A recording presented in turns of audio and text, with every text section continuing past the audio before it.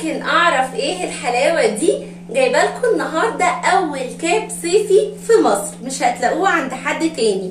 كاب صيفي بالوان مختلفة وطوله يجنن وستايله تحفة. موجود فيه شراشيب زي ما انتم شايفين كده، نقدر نلبسه بكذا شكل وطوله كمان يجنن. وطبعا باللون الترندي اللي انتم شايفينه ده، اللون ده ترندي جدا الصيف ده.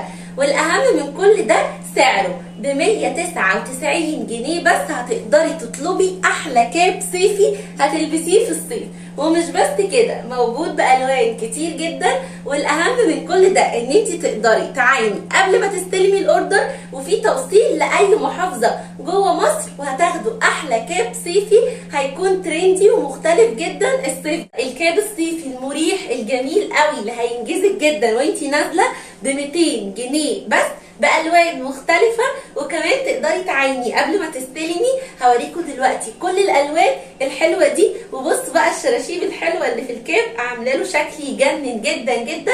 تعالوا اوريكم بقيه الالوان. ممكن اعرف ايه اللون الحلو ده؟ اللون يجنن، شويه الوان كده مبهجه للصيف زي ما انتم شايفين. يجنن يجنن وطوله مناسب جدا جدا وحلو قوي. وزي ما قلت لكم الشراشيب اللي فيه دي عامله حركه حلوه قوي قوي قوي. اللون ده عجبني جدا جدا ب 200 جنيه بس.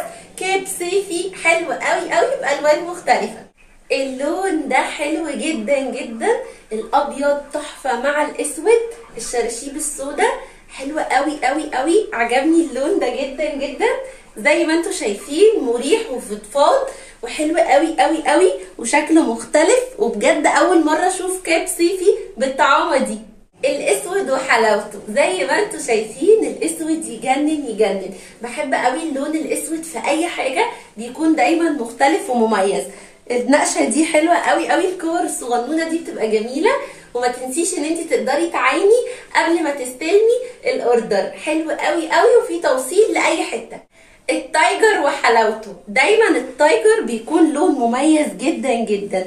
زي ما انتم شايفين اللون يجنن يجنن. والتصميم مع الشراشيب حلوه جدا جدا. ده احلى كاب صيفي تقدري تلبسيه في الصيف، وسعره يجنن ب 200 جنيه بس. وتقدري تعايني قبل ما تستلمي، وهتاخدي احلى كاب صيفي بالوان مختلفه، كل لون احلى من التاني.